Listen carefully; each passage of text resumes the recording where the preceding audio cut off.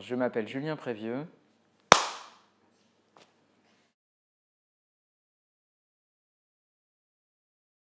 Je suis arrivé aux Beaux-Arts de Grenoble en 95 et j'ai fait les 5 ans là-bas. J'ai fait 95 jusqu'à 2000. En 95, alors moi j'ai un cursus un peu particulier parce que avant les Beaux-Arts, je viens plutôt des sciences. Et à la sortie du bac, j'avais fait une première année de prépa HEC. J'ai enchaîné par 2 premières années de médecine. Et puis, j'avais une équivalence pour aller en biologie. Voilà. Et à ce moment-là, donc comme on peut le voir, je me cherchais, ou en tout cas je cherchais autre chose.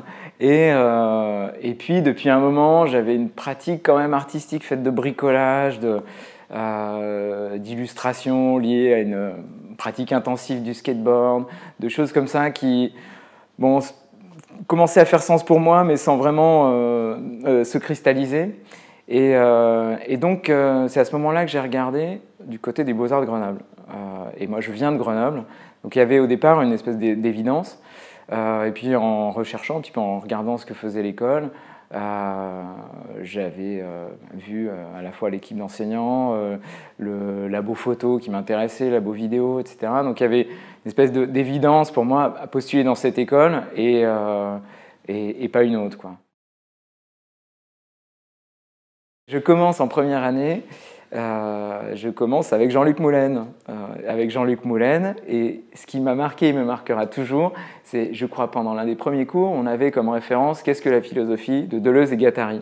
Et donc ça, en première année, quand on arrive, c'est un espèce de choc, mais à tous les niveaux. C'est-à-dire que c'est pas qu'un choc philosophique, c'est aussi un choc juste que ce type de pensée existe, quoi. Voilà. Donc ça a été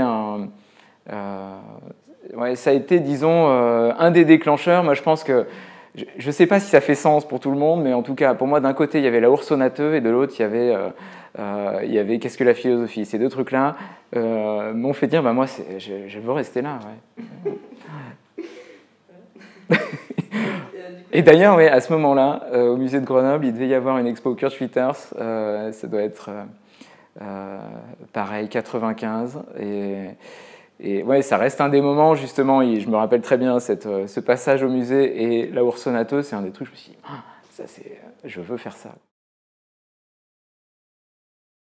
C'est difficile quand même, je trouve, de dissocier enseignement et enseignant. Il y a quand même, aussi parce que l'équipe, mine de rien, était quand même vraiment singulière. Moi, je me rappelle beaucoup disons, des cours avec Georges Ray, qui avait réalisé avec Jean-Louis Boissier la Biennale de Lyon. C'est la même période, hein, c'est le milieu des années 90, autour de vidéo, cinéma, nouveaux médias, on pourrait appeler ça. Donc ça reste aussi un moteur. Il y avait aussi, évidemment, il y avait Franck Perrin qui était enseignant à l'école, qui faisait bloc-notes à ce moment-là. Donc il y avait, disons, un ensemble d'enseignants qui étaient très actifs. Il y avait Jean-Luc Villemout, moi j'ai eu plus tard Gianni Motti. Donc tout ça crée aussi je dirais, c'est pas tant les enseignements quand même que les enseignants eux-mêmes, moi, qui m'ont vraiment marqué. Les personnalités, des rendez-vous, des choses même, des histoires d'attitude, hein, parfois, c'est des petites choses. Typiquement, Gianni, c'est voilà, des choses qu'on peut faire en dehors de l'école. C'est à la fois à l'école, mais c'est aussi à l'extérieur. Et puis là, typiquement, quand on connaît le personnage, c'est quelqu'un qui t'emmène aussi dans d'autres pistes, autres univers, quoi.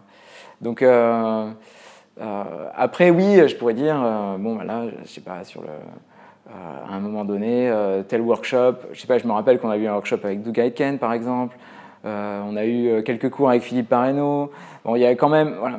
Mais encore une fois, finalement, c'est plus affaire de personnes que vraiment une histoire de cours. Alors à l'école, à ce moment-là, j'ai quand même continué les sciences pendant quelques années. L'école, finalement, m'a permis ça aussi, c'est-à-dire que pendant 3 ans, j'étais en parallèle à l'école d'art et puis je suivais ces fameux cours de biologie dont je parlais au début. Et puis il y avait aussi cette pratique de skateboard intensif et tout ça fait que j'ai pas été tout le temps très assidu à l'école, mais par contre cette école-là était je ne saurais pas peut-être trouver le mot comme ça, mais en tout cas le bon endroit, le contexte idéal pour y faire intervenir ce type de pratiques très diverses, on pourrait dire, quoi. Et peut-être qu'aux Beaux-Arts de Grenoble, il y avait je sais pas, une dimension Jacotot, quoi. C'est-à-dire que cette école où c'est finalement créer un contexte qui est le plus important. Voilà. Et un contexte à la fois pour apprendre, mais aussi pour fabriquer. Et je pense que l'école était importante du point de vue de ses enseignants, mais aussi du point de vue des étudiants qui étaient là. Moi, quand j'étais là, il y avait Barthélemy Togo, il y avait Sato Toshinari, il y avait Christelle Lheureux. Donc bon, tout ça, ça crée un contexte d'autres qu'on voit peut-être moins maintenant, mais Sébastien Peck, qui lui est devenu plutôt commissaire d'exposition. Donc ça, il y a Mathieu Lorette juste avant, Serge Comte. Bon, tout ça fait que ça crée quand même une espèce d'émulation qui était très forte, quoi, à l'époque. C'est aux Beaux-Arts de Grenoble que j'avais réalisé les crash tests et puis cette vidéo roulade. Alors ça naît finalement, c'est dans la continuité de ce que je disais tout à l'heure, c'est-à-dire que influencé à la fois par du coup l'histoire de l'art là, après l'Aours Sonateux, il y a eu un deuxième grand flash, c'était Chris Burden, quoi. Ouais. Et ça qui était vraiment pour moi la référence ultime à ce moment-là. Et donc en ayant Chris Burden, mais aussi c'est dans la pratique du skate, il y a aussi cette histoire d'attitude, d'arrogance, de quelque chose où on va se faire mal aussi volontairement. Tout ça c'était comme un faisceau de preuves qu'il y avait là quelque chose à faire, quoi. Et puis, donc c'est comme ça que sont nés Roulade. Il y avait, disons, plus une dimension aussi, peut-être Buster Keaton. À l'époque, je regardais beaucoup de cinéma slapstick. Donc tout ça a créé cette espèce de performance influencée par les années 70, clairement, mais aussi par une autre, par cette série de pratiques et d'expériences, quoi. Et Roulade s'est tourné à Grenoble, vers Alpexpo, pour ceux qui sont originaires du coin. Et s'est tourné sur 2 jours. Donc le principe était de rouler, de se lever le matin, de tomber dans les escaliers, puis de rouler toute la journée jusqu'au soir.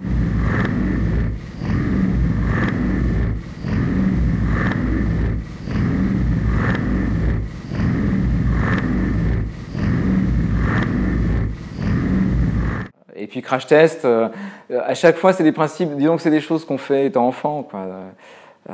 Crash test, c'est se jeter, se projeter contre des portes, des voitures, des gens. Et puis ces choses qu'on fait enfant, là, à partir du moment où on les fait en étant adulte, ça devient à la fois monstrueux, drôle, étrange. Ouais.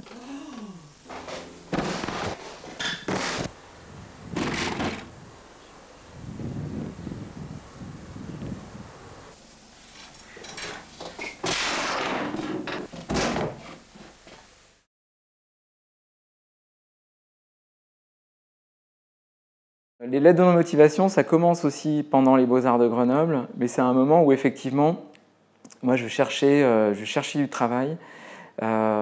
C'était effectivement dans la perspective d'une sortie de l'école, mais c'est aussi, je cherchais un stage à ce moment-là, plus technique. Et puis il se trouve qu'en passant des entretiens, en essayant justement d'avoir ce stage, j'étais confronté à l'exercice de la lettre de motivation classique, et puis en ayant en tête ces vidéos crash test et roulade, c'était aussi disons comme un changement de modalité, mais c'est une performance de papier, quoi, ces lettres. Donc c'était changer de format, mais en gardant en même temps cette espèce d'idée d'un choc, d'une confrontation, d'un refus, encore et toujours renouvelé. Et puis donc ça devient cet ensemble de lettres, mais ça commence, vraiment les premières lettres, c'est celles que j'ai montrées pour mon diplôme, ouais, en 2000.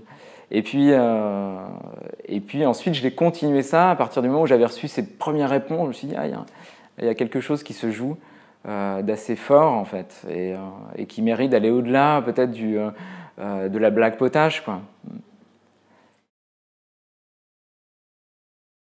C'est difficile de décrire peut-être l'école idéale, mais en tout cas, ce qui me semblait fort et intéressant quand moi j'y étais, c'est que les étudiants avaient des profils très différents. Il y a des étudiants qui n'avaient pas le bac, des étudiants qui étaient en hôpital de nuit.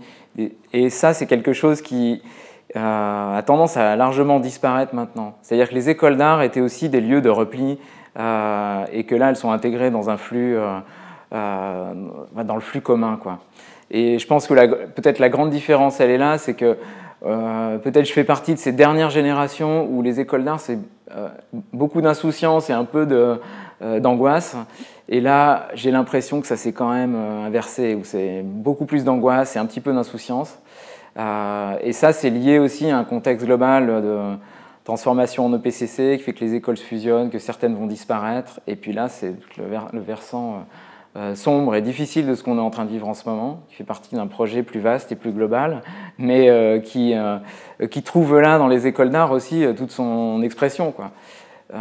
C'est-à-dire que ces fusions d'écoles, il ne faut pas se leurrer, c'est aussi pour qu'il y en ait un certain nombre qui disparaissent, et les écoles territoriales vivent un moment sacrément difficile, quoi.